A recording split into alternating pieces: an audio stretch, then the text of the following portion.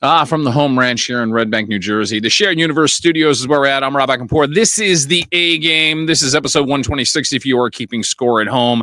And why am I even slightly nervous? Because I've done enough of these just between radio interviews and this one. There is a little bit of a story as I bring in my guest. You're actually shaking. Yeah, I am. I got to explain this because there was a movie about 40 years ago. It's celebrating its 40th anniversary, just one of the guys. Now, I can bring Toni Hudson in now, and I'll explain the story. Because, Toni, thank you for doing this. Now, she can see while I say this story. I'm a freshman at St. John Vianney High School, and it's the end of freshman year. And I finally asked out for the first time. I asked out a girl in high school. Her girl's name is Gretchen Gerlach. Then the movie, Just One of the Guys, comes out a few years later, and there's Toni's character, a dead ringer, for the first girl I ever asked out in high school. So That's part of the reason why this film is like near and dear to my heart. So I'm your Gretchen. Yeah, pretty much. Well, I can use that name. I mean, I wrote a book called Tender Love. I could create a Gretchen character.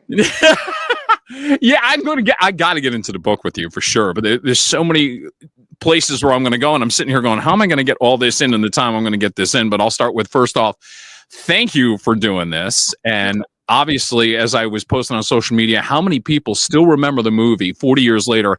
And it's so beloved. I mean, it is a true cult classic. And in my book, one of the probably top 10 cult classic films of all time.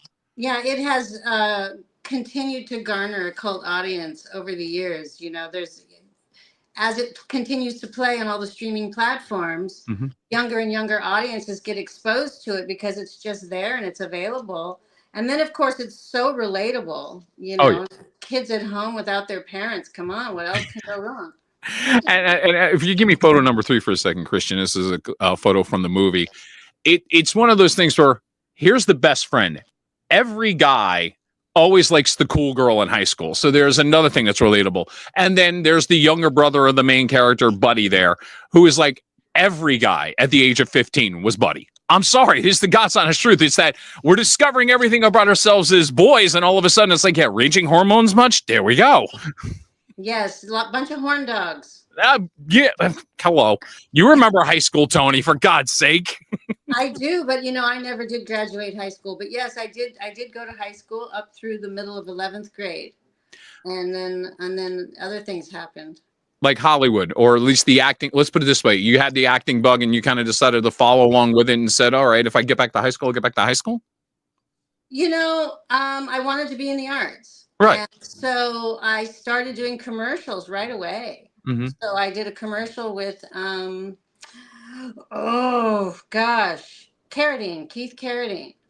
I remember. I played professional racquetball for a short time in my life, and that's the first book I ever wrote. And they came into the racquetball club where I worked at 16 and said, hey, we need someone to teach him how to play racquetball for this commercial for Japan. And so I got to teach him. And then as I was teaching him, they said, well, you're really good. Can we shoot you from the neck down, being the professional racquetball player? I said, sure. So that was my very first venture into Hollywood, and I just wanted to do the arts. So at that moment, you just kind of knew after that whole experience, like, you know what? I want this. This is exactly where I like to be. Well, yeah, I come from a tap dancing Hollywood family. So my mom did a lot of onstage San Bernardino Civic Light Opera, so musicals. So I grew up with her always practicing, I'm just a girl who can't say no, I'm in a terrible fit, you know, over and over. And then practicing the routines. So, and then I was a tap dancer from the age of 4. My grandmother taught little boys and girls with her dance studio. My mother was an only child, like a Shirley Temple. So I grew up in that, you know, kind of a family. And so, yeah, I just never really lost the bug and then took it one step at a time. Yeah. So it was almost unavoidable. And having a mom like that, it was like, that's being such a big influence. How could you not kind of go that route then? Yeah. Yeah. I mean, as a little girl, I was on Billy Barty's lap, you know, and my mother was in musical with Michelle Lee and Robert Goulet. And it was that little genre of that little corner of what Hollywood was. And father, my biological father, was in a lot of Marilyn Monroe movies, but I only met him a few times before he passed away. Oh my God. So yeah, it was pretty much birthright for you, without a doubt. Yeah. It's crazy. Yeah. So it's funny now that I know this. It made me start to think because you do Places in the Heart, and you're surrounded by this all-star cast. And now, just because you're in the movie doesn't mean you're always going to bump into the actors or actresses. Give me photo number 1, Christian, so I can post this. So, but here's the film with Sally Field, but not only Sally Field, Ed Harris, John Malkovich, Danny Glover, Terry O'Quinn. You have this incredible cast.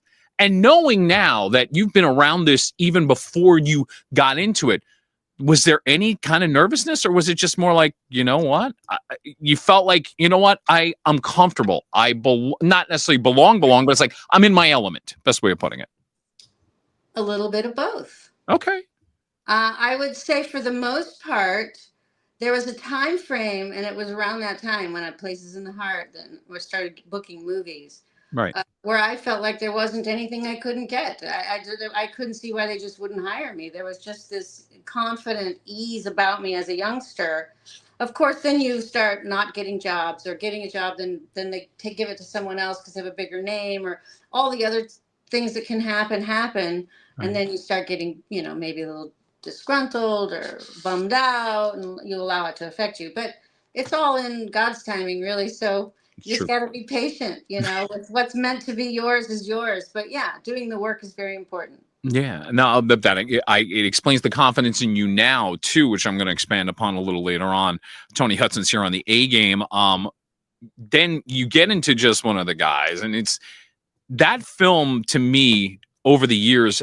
Has there been a close camaraderie with everybody? Because you've done a couple of reunions. I've noticed you did something where you got together for a 30th. You did something with the 35th. And now it's the 40th. I'm actually surprised there's not like a Comic-Con reaching out to you guys and kind of going, hey, why don't you and like 3 of the other people, why don't you come together and do a con? Yeah, I think we did that in Burbank once, the Burbank Hollywood Show one time on one of the anniversaries with a lot of the cast. And then we did a cast narration of the film for the Laserdisc. Yeah, and that was the 35th, right? That was the 25th, and the 30th I think was at the theater where we, they sold out the theater there on La Cienega in Hollywood, and we did a Q&A after. We got the entire cast there. That's great. Of course, Billy Zabka from Cobra Kai and Karate Kid, he was our bully. Yep. In our movie, and I've stayed very tight with Billy, and we have a fantasy of the sequel, and we see it as Denise and Greg get married. I can see it. And they go to the reunion. Just One of the Guys reunion. That could be.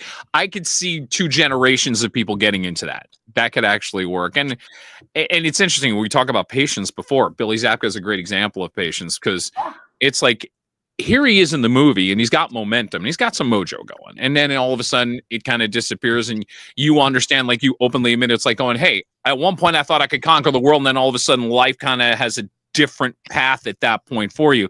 But if you're patient enough, somehow, some way, it all comes to you. And in Billy's case, it really has come to him the last several years. God love him for that. Well, he started directing, and I don't know if you ever saw the short that he directed. It was not. Didn't he win an Oscar for that? He won, for best short film one year. Yeah. Yeah, no. So he's extremely talented. So when you say he, was not in front of the camera so much for a period of time, I think he was honing his skills in another way. Yeah. And that's something you've done too. You have definitely branched out. I look at you as this massive jack of all trades. You were somebody who, okay, in the 80s there was the acting thing, but then you got into writing, and this is where, Christian, if you scroll down, I'm going to put one of the 2 books up here. I think it would be that one. No, yep, that's the one. Thank you. That's the latest book. Yeah, Tinder Love. And I love the premise of this. So you actually openly said, okay, I'm going to try online dating in your 50s. I mean, everybody who has tried online dating later in life always has a story to tell, and usually multiple stories to tell. And you were not afraid to just journal all this. And then did you know this was going to be a book, or was this at first just kind of going, you know what, I'm just going to write about this for myself, because maybe later on in life I'll just, laugh at this, that I went through this experience? No, what was interesting is being single in my 50s, right? Well, right. Because I'd been married back to back, had 3 kids. So 2 marriages, basically back to back, 3 kids. And so now I'm in my 51, I become single. And of course, the online thing became, the shit. So I thought, why not join the youngins and try it? So, but the reason I tried it was I wasn't looking for somebody, but what I was looking for was who was I as a single woman who is now an older woman, not ready to start a family. I'm on the other side of that. So Sure. a different angle at coupling. And so I wanted to see, how do I rate? How do guys come? Like, how do they relate to me? And so I started learning about myself. So what I did was I would go on a date, and then I would get in my car and I'd push the voice memo on my phone and I'd say, all right, I just went out with so-and-so. We ate here. And I just kind of did a laundry list just to remember. Right. We did. Did he try to kiss me? And then of course, if whatever, I would just share whatever. And then I ended up having a collection of voice memo notes. And while I was dating on Tinder, another thing I discovered was that I was really good at sexting.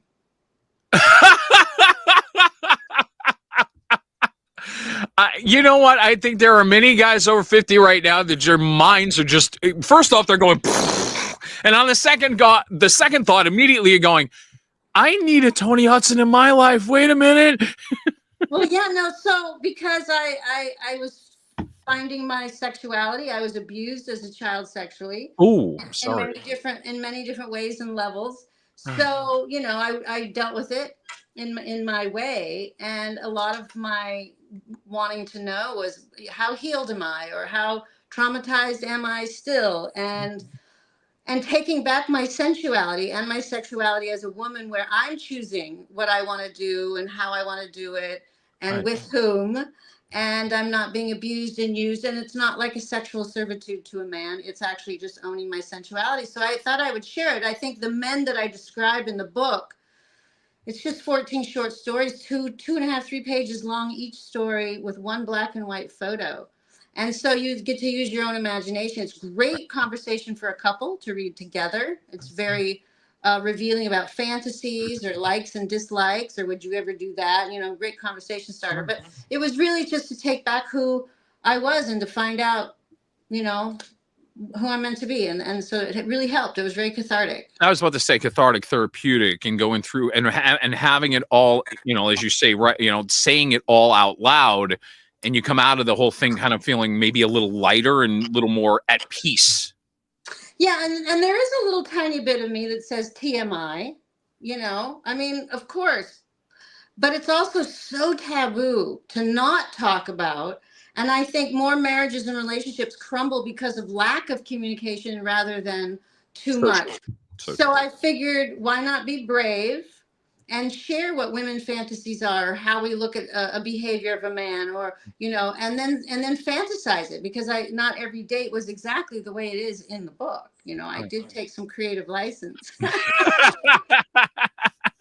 Hence the reason why it becomes such a fascinating read on top of everything else. Yes. Yeah, available through what is it, Amazon and all the places you're going to get your book. So it's pretty much ebook and paperback right now. I have a copy of it. I didn't bring it over here. Yeah. Fantastic. Tinder Love is the book, and she's not just one book; she is 2 books. And the reason I'm going to bring up the second book before I even bring it out, give me photo 16, because when I started posting about you, Toni, I got a lot of compliments on social media. This comes from Jim Moorhead, who is down in North Carolina, talking about how he found himself doing the same thing that basically your book is. Give me the exact enunciation of the word that I'm looking at with KEREKT. Okay, so if you were to look up the word correct, which is spelled CORRECT, right, in the dictionary, this is the phonetic spelling on how to pronounce the word, which I find ironic since no one knows how to pronounce the word. Right, that's why I wanted to ask you. I'm not going to try to mispronounce this. I'm not even going to try it, please. So it's the way you say the word CORRECT, and that's how they spell it, so you understand how to say it. Correct. Very good. And give me photo number 6, Christian, while we're at it, because this is something I want to ask you. You did this as an audio book. I mean, was that more difficult to do than actually just doing like a standard writing book? Well, I had to write it first. So okay, thank you. So I wrote it and then had to read it. But I write the way I speak, very, very conversational. So, and since I had written it, I knew where the punctuation marks were and I knew what the sentence meant. And so it was quite easy to record. I basically did it in one day, like just went in on a 6-hour session and did it. And then, of course, they, edited it and made all the spaces right and all of it. But that way of life, and I've done enough research to at least to say food being such an important part of how you stay healthy, and knowing that part of it is sugar-free. And I'm somebody that recently has lost 60 pounds, and it's been a combination of cutting a lot of sugar out, cutting a lot of pasta out. When I'm Italian, so that was difficult enough. But it's also a matter of saying, cut down the consumption of my red meat. It was a lot. So a lot of the things I'm reading about what you're doing is like, I've actually started incorporating some of it, including a lot more, let's say non-processed foods into, and lo and behold, it worked. Yeah. Well, the body is a miraculous instrument. Yeah. And if we treat it correctly, get it? Yes. Well done. But if we treat it correctly, it will do the work for us. We don't have to do anything. There's no fear, there's no wondering, because you're educated and you know how your body works. You know what your liver does, you know what your kidney does, you know what your large and your small intestine do, and you know what foods work for that. You know when you're pregnant as a woman, because you studied it, what part of the body the baby is growing at what time of gestation. It's the 6-week mark, and the nervous system, and then the nails, and the hair, so more seaweed. And so if you're attuned and you know what food is medicine, and medicine can never be food, then it's quite easy. And it's basically an Eastern philosophy. Correct living is on the teachings of macrobiotics, which comes from Japan, basically from a gentleman by the name of George Osawa, very old Japanese man who then went to Europe. And then Michio Kushi met George Osawa, which changed his physical health. And then Michio with his wife Aveline came to America way back in the 50s, 60s, and then started the macrobiotic push here. John Lennon was macrobiotic, Madonna was macrobiotic, Gwyneth Paltrow was macrobiotic for a very long time. But macrobiotics got a bad rap because people would only really usually turn to it when they were sick and dying of cancer and didn't want to do the traditional route of treatment. So they would try this food thing and then they would probably die because the cancer was too far gone when they tried this food thing. So my whole concept is taking the principles of macrobiotics, which is based on yin and yang balance, acid, alkaline, sodium, potassium balance in the body. So you take that information and you live a preventative lifestyle, not a reactionary one. So you don't go to macrobiotics when you're on death's door. You change and become balanced so you never have to go there. Makes sense. Makes a lot of sense. So I call it living a consciously proactive preventative lifestyle. And how did that make you feel? Because I was showing the post earlier from a gentleman, Tracy Moorhead, and giving you a great compliment too. And that's got to make you feel good that even if you touch one person with what you're doing with the book, it's got to be that, okay, you know what?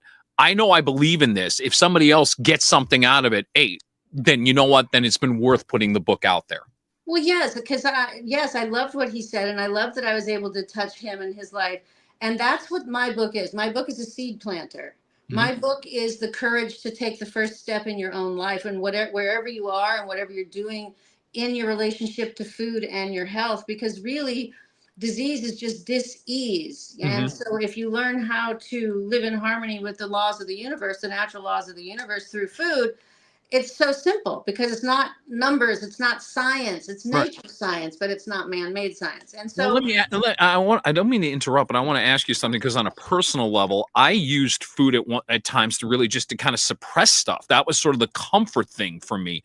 So I guess you would understand it a little bit. It's like there's where I think food for me became unhealthy, and all of a sudden you blow up to levels that you sit there and went, oh my God, how did I get to this point? Because I was using food no longer to enjoy a meal, but to comfort me for other things.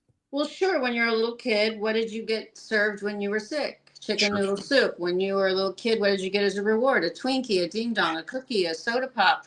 We'll go to the Haagen-Dazs ice cream store if you're really good. So we get these sensory memories and things that soothe us from our traumas in childhood, and then as we grow older, we continue that. And then we have children, and then we're supposed to do better for them, but we don't want to give up our habit. So then we just hide it in the cupboard and tell them they can't have it, but we privately do it at night when they're in bed, So to me, it's about living in integrity. And, the Bible says, treat your body like God treats the temple. And every church that I've ever been to has many bake sales with tons of pastries and sugar. So And true. they're not really treating their bodies like temples in many of these temples. So, yeah, I call them out. You definitely just did, but I can't deny that. How many CYO functions where there was cupcakes and everything? Oh my God, yeah. And it's see all these memories starting to come back to me now. With the the delight creamer that's just full of chemicals and sugar. So in other words, let's really practice what the Bible teaches, not just go and listen to somebody read it on one day a week. It's funny you bring up the delight thing because I have not weaned myself off of that yet. The fact that I've gotten off. Gosh. I know. Put your hand out. Let me. Thank you. All right, but I'm being honest. If I'm gonna talk to you, I'm gonna make it a conversation and be honest about it and say, getting myself off of sugar, I never thought I could do it, and being able to do as much as I've done, more energy, feeling healthier. Yeah. So I get what you're saying, but I still have a couple of crutches, and one of them, yeah, when it comes to vanilla creamer in the coffee, yep, go ahead, slap. All right. Yep. All right. Okay. Thank you. Here's the thing. I bought a nut maker. Okay. A nut milk maker, sorry. And so you just put 6 scoops of almonds in. Mm-hmm. You fill it to a line with water. It's really complicated. I'm not even going to tell you get your pen out. Put in a little vanilla. Vanilla. We're talking just straight vanilla extract, or just or just need to just just like a little oops. Okay. And then you pure maple syrup, not Aunt Jemima's. Okay. I know what you're talking about. Yeah. Pure maple syrup, and that's your sweetener. That's a good quality sweetener. It's not going to hurt you. Right. Even better than that is molasses. Even better than that is barley malt, and even better than that is brown rice syrup. But maple syrup's the easiest. Organic should be everything. Mm-hmm. And then you put the lid on, and you push the button, and it goes. Zzz, and then you put it through a strainer because you have the pulp of the nuts, right? And then you have your milk, and then you put that. In your coffee, you have your own homemade vanilla sweetened creamer. It doesn't sound as hard as I thought it was going to be when you started explaining it. I guess there's that fear of the unknown when people are kind of doing that and saying, "Well, I don't have time to put this all together." You know what? And you know what I mean by that. I do, and well, but they've taught us that. I have a television show that I'm writing called They run the world. Mm-hmm. It's interesting. So it's like everything kind of ties together in your universe. I like that. Again, it's like this thing that just flows, and it's like, hey, look, I believe in this. Now I can do I'm writing a TV series about it, and go back to your confidence, which you had from day one, which you still have. Oh my gosh, I love that you're just saying I'm so confident because you've just not seen me sitting here crying. Or no, you're right. I've not seen that side of you, Toni. I mean, but. But I can only go by, and I say it this way, when I look on social media, you are very open. You are more along the lines of, here's my life. If you follow me, I'm going to show you every side of me. It's like going, I may be getting up in the morning. I may just came out poolside. Here I am. There you go. Okay. If all of a sudden I'm sitting here on my glasses and just contemplating what the next move is. All right, fine. Here you go. There is no, I'll say it this way, no filter. And you're not afraid to and there are people in that world that you're in that are just like, you know what, you're only going to get this side of me. And you are just I think that vulnerability is the key to life. In relationship, we need vulnerability and authenticity. And I think when someone maneuvers from that position in life, it's refreshing. Yeah. Because we wear so many masks often to get through it.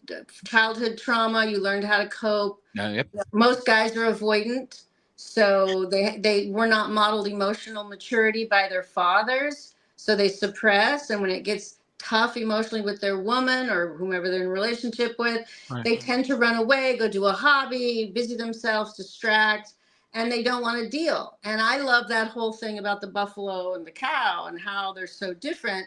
When a storm comes, the cow sees the storm and says, "Oh shit!" and they're like, and they're running from the storm, but it's fucking follow them no matter where they are. Excuse my French. No, please.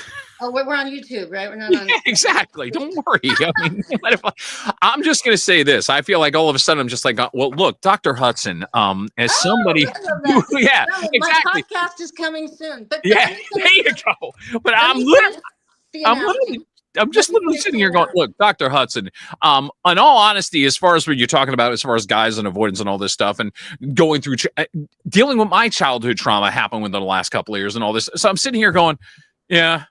So, Yeah. Oh, yeah. East And here's my Buffalo. producer going, I feel called out. I'm going, yeah, I'm one part of my life. Absolutely. Tony just called me out because I went through it without a doubt. So instead of being the cow, looking at the storm and trying to get away from it because it'll just keep following you, won't it? Just So true.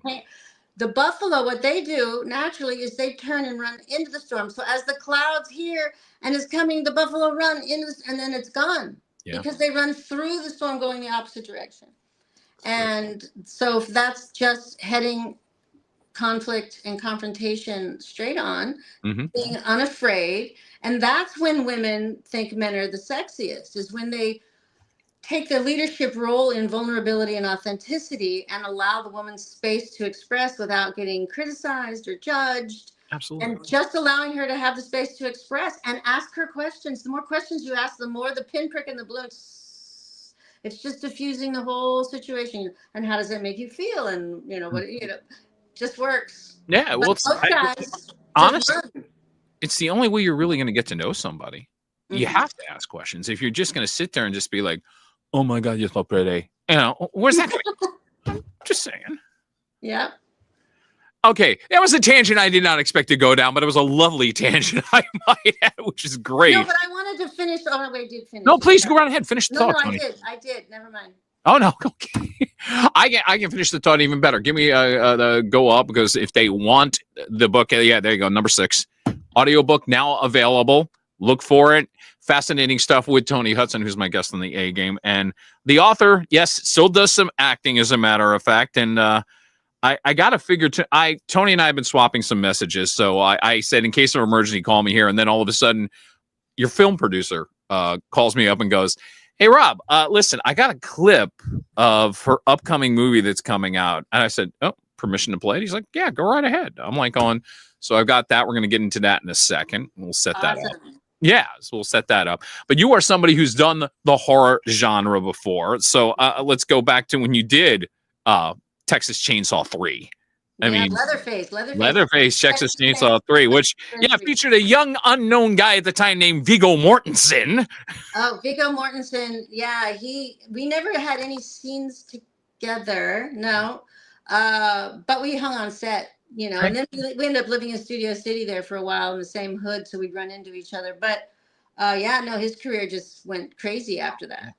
But I also feel like you got a taste of what that genre is all about, because not everybody who walks into a horror film understands, how rabid some of these fans are for any level of horror. And you walking into a franchise film, you kind of knew it's like going, all right, there's going to be some people who want to watch it. But then you find out just how crazed they are as far as the passion, I'll say it that way, the passion that they have for a character or a series of movies.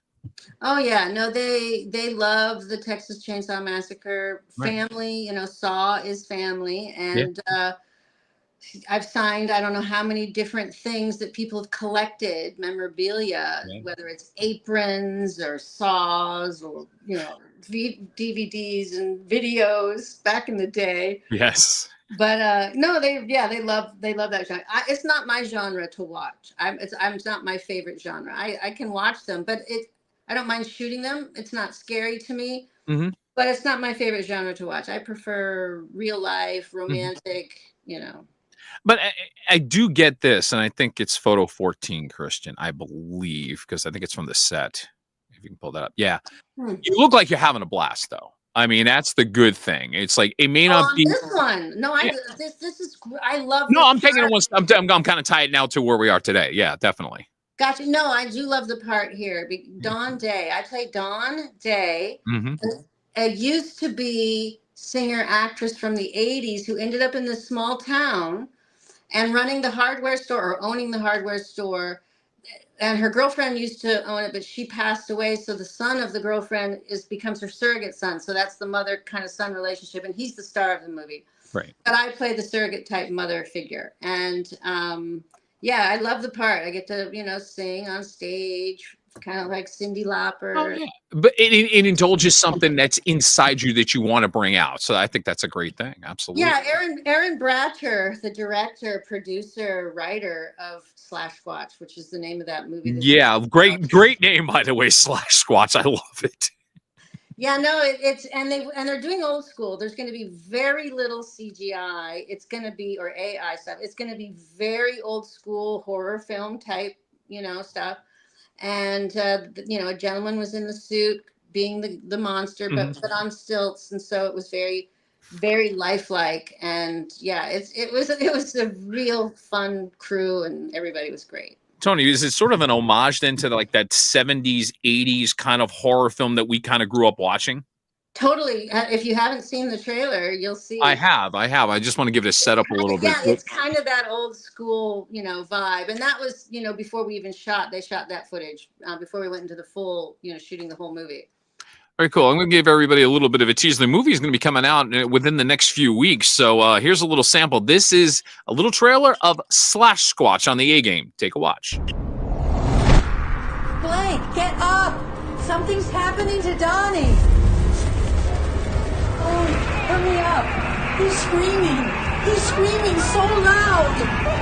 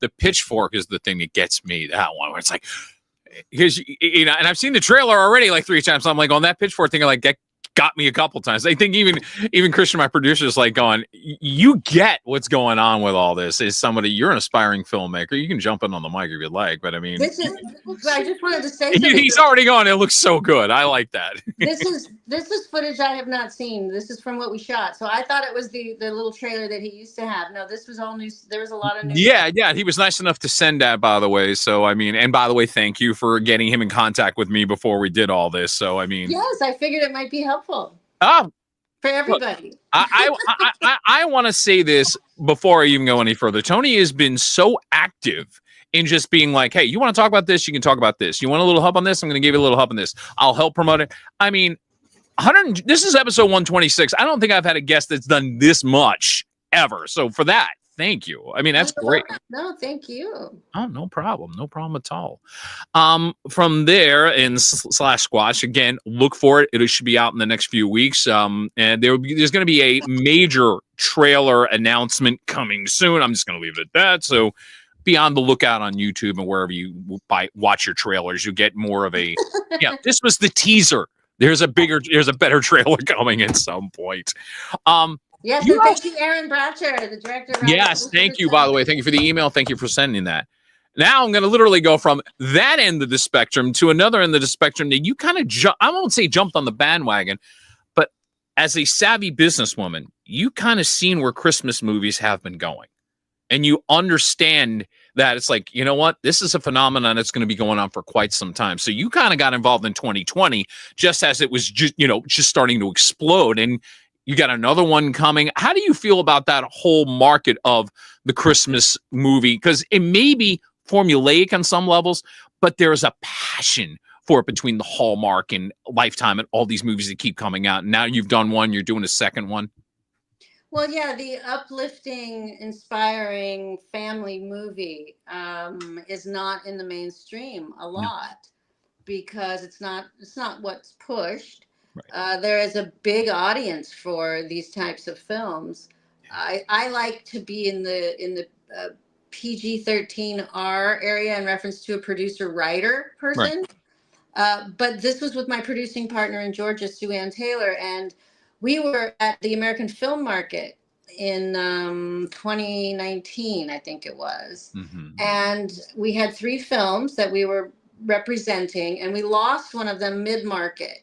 But while we were at the market, we kept hearing people say, well, do you have a Christmas movie or a dog movie? Do you have a homeless veteran, anything? Do you have...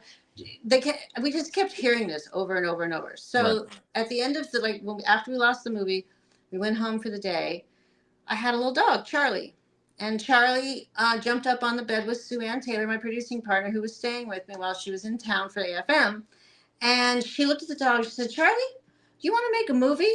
And then she said, Toni, we should just make one. They keep asking us, why not make one? So within 1 year, we had written it, produced it, shot it, edited it. And then COVID happened and we didn't get our theatrical release. Lionsgate did distribute, but we didn't get our theatrical because of COVID. So, but the experience and learning. And so I played the lead female and my youngest son played the lead boy. And my dog was the dog. I was the dog handler. I trained the dog. He wasn't meant to be a dog on movie sets, but her name is Charlie.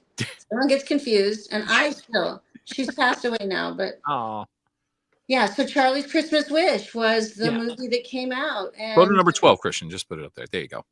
Yeah, Aidan Turner, who had left LA for residency and was living in Atlanta, and we had another actor playing that part, but now he plays my brother in it. But so we needed someone else, so Aidan stepped in, and we met with him out in Atlanta and made it happen. So obviously this is a genre that you feel very comfortable with, like you said, if you're going to be in that PG-13R, and in this world, it's more of a PG-13, even G. That movie is G, or G. Like that PG one, at best, yeah. That one is squeaky clean right there. I mean, he was my husband who came back with PTSD from being out in the war, and we didn't even kiss. Like it was. Wow. Because otherwise the rating changes, In fact, we got a PG rating only because there's a wedding and they kiss. That's interesting. See, I don't understand where it's like, okay, so kissing makes it PG.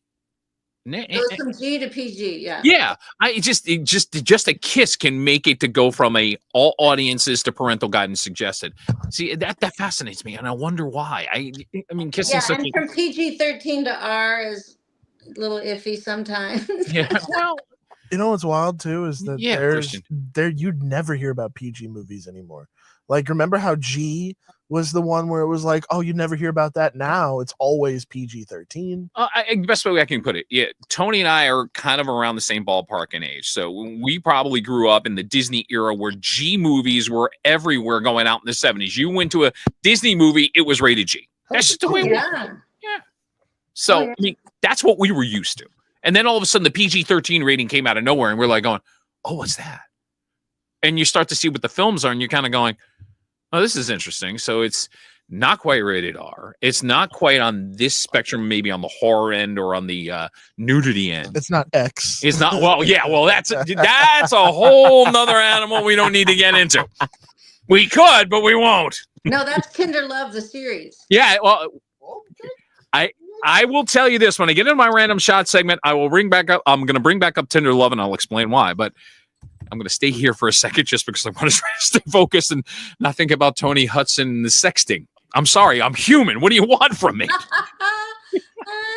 There is another Christmas movie. I think it's the bottom photo here. This is the next great Christmas project coming from Toni. Christmas at the Grey Horse Inn. What's the status of this? That one's in post-production, just editing and sound and, color and all of that, and distribution, I believe. But, that's, again, a Sue Ann Taylor film, who I did Charlie with. But I just play a New York book editor.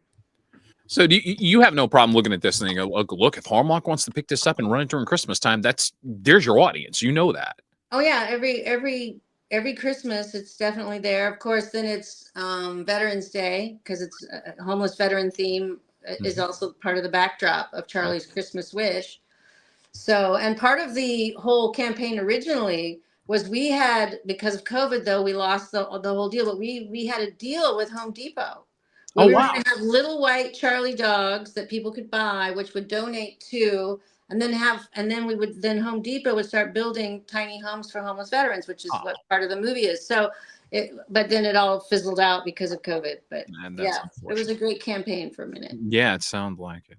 Toni Hudson's here on the A Game. Now I can get into the random shot segment. This is where I go with every one of my guests. I openly admit I have stalked their social media so badly I could get arrested. What a surprise. Yeah, I know. Hence the reason why my producer's like, when you had 20 photos today, you really did stalk Toni badly. I'm like, yeah, pretty much.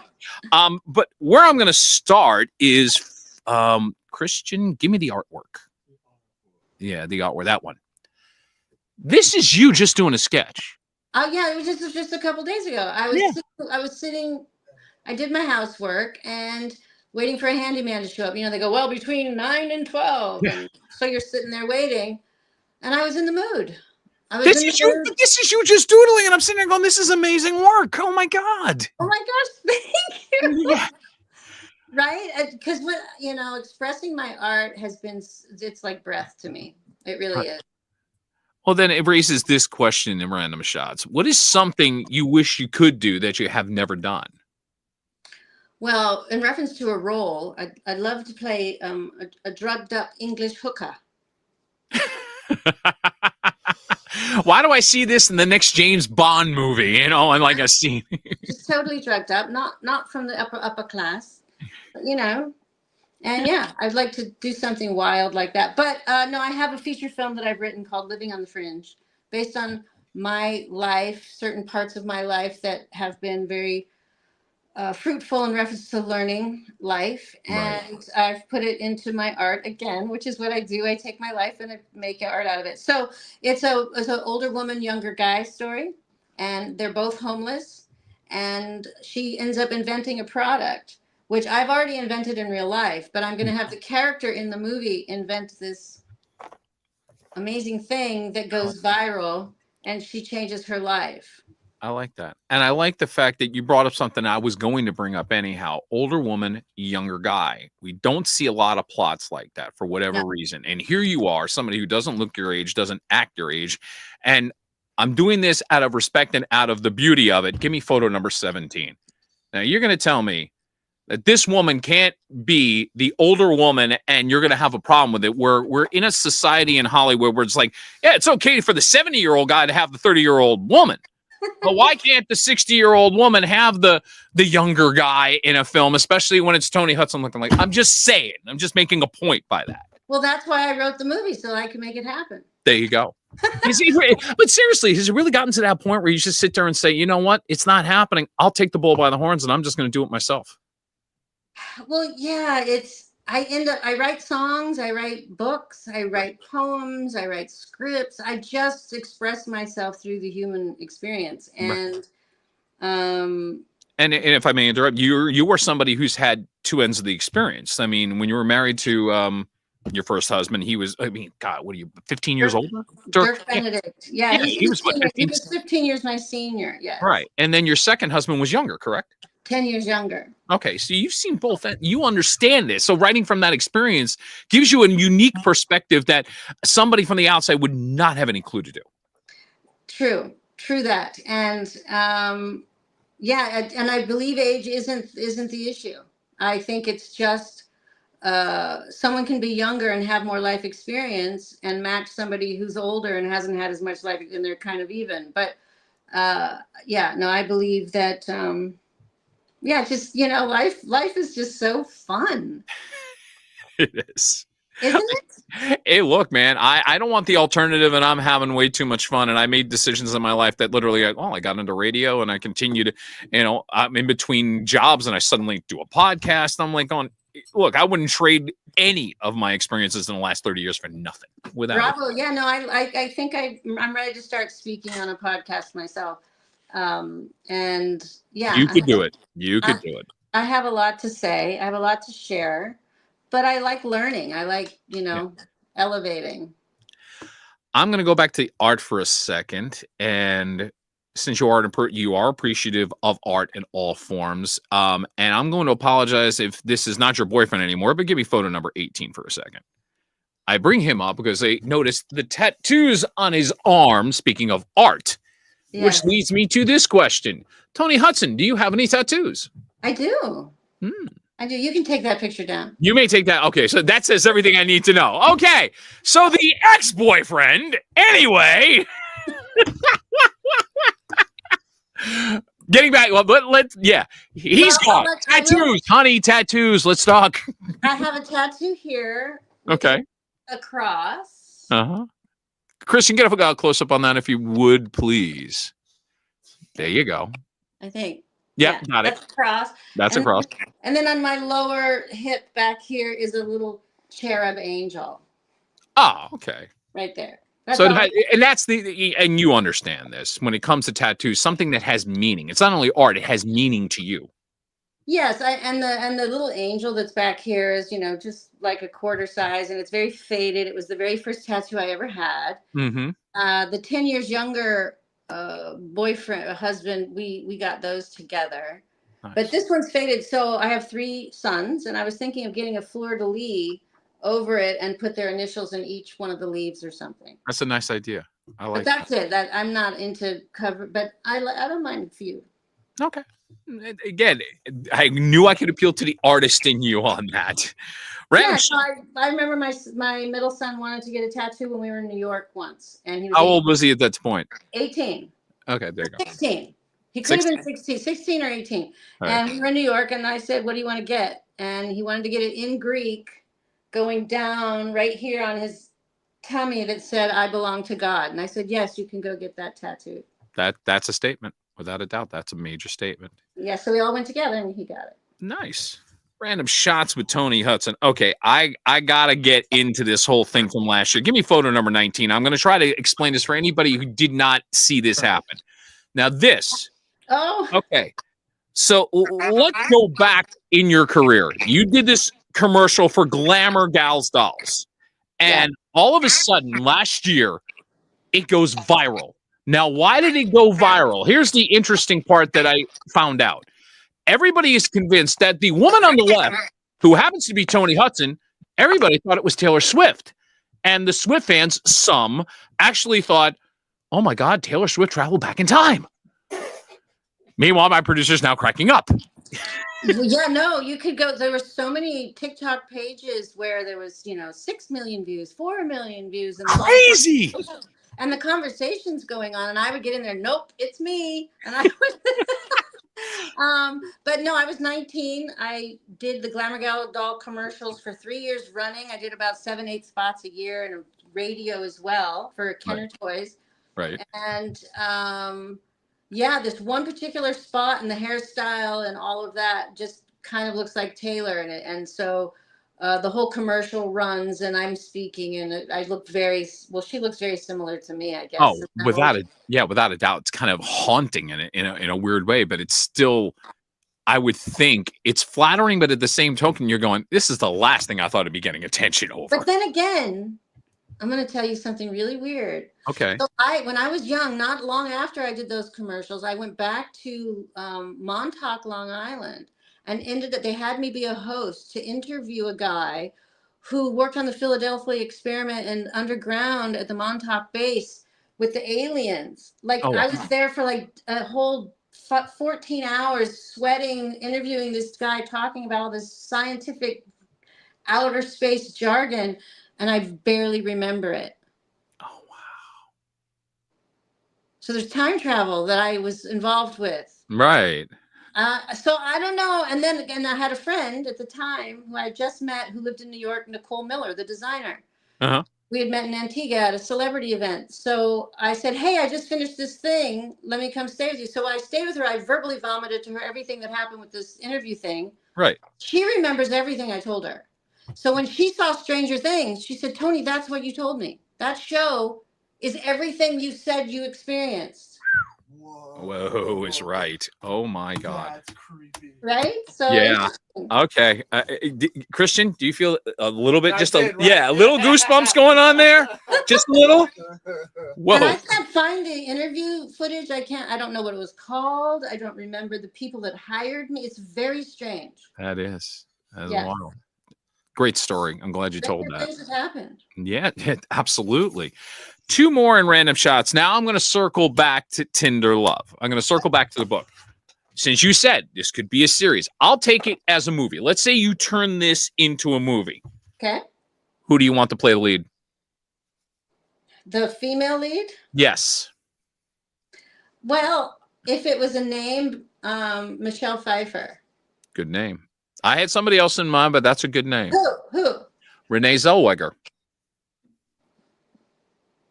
Kind of similar with the way she looks these days. Totally. In her mid-50s right now. Any of these talented actresses who are in the age range of being slightly older. Yeah. And when you read the book, because you will, right, Rob? Absolutely. You have my word on that. I expect a signed copy saying thank you very much, but I'll read it. No, I'm very curious actually just to get inside this whole thing, because there's somebody like anybody over 50 who's even done any kind of online dating. This is going to be fascinating for sure. Oh no, I've had people say this is way better than 50 Shades of Grey. That's a major compliment. That is a major compliment. And I saw the movie and I didn't like it. Because to me it was one note. Okay, that's fair. Once they did a fantasy and a thing or a control thing with the red lights and all the outfits, they did the same thing over and over again. So This is different dates, different guys, different personalities, different situations. And right. It's based on real life. Yeah, no, like I said, looking forward to the read without a doubt. Leave a review. Yes, I will do that. I promise you. Okay. I'm going to get a little serious on this one, but I'm also going to do it in a way I think you'll appreciate. What is the more defining role of Michael Madsen? Mr. Blonde in Reservoir Dogs or Sonny Black in Donnie Brasco?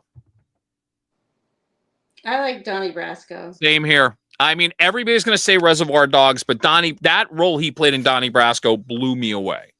Yeah, I just love that movie too. On so many levels. Yeah. Very, very, they're both extremely good films, but Reservoir Dogs is a little edgier. Donnie Brasco is a little more old school filmmaking, and I enjoyed that. Yeah.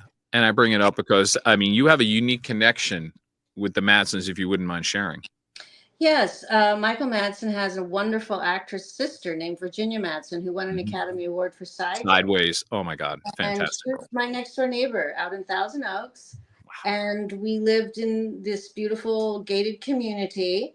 And our children were out there, and so they became friends, and they would play, and we would, be girlfriends. Right. But when 4th of July, ironically, 4th of July is when, the time frame that Michael passed, but was one of Virginia's favorite holidays. And so she would have her family over. So Michael would often come over, with his wife and their kids to celebrate family 4th of July. And Virginia would always be in her red, white, and blue outfits and have it all decorated and great food. And I would bring something. And then Antonio Sabato, which is an ex of hers with who she has children with, would also come. He lived down the street. It became quite a family affair. But so I got to hang out with Michael more privately, which is not very often, like a couple of times really, but just, he was around. Yeah. And the energy. And then I would see him at the signing autograph things, and I saw him at one event, and we snagged a photo. He's, oh my God, I can't believe I see you here. So yeah. I had to bring that up. I did see the photo, and it was just one of those things where I was hoping you'd be willing to share that. I know it's kind of a down note to bring up, especially with his recent passing, but that's why I wanted to bring up his 2 most defining roles, because he's done some great work even beyond those 2. But no matter how you slice Madsen's career, it's going to come down to Reservoir Dogs and Donnie Brasco as the top 2 without a doubt. Yeah, very just enigmatic character and such a presence on screen. And extremely gifted and talented. So very, very sad to see him go early. Way too early. I agree with you on that. Yes. I was going to pull out one more photo, but I didn't put it in there. And this is something where it's like to go out on a lighter note. There was a photo.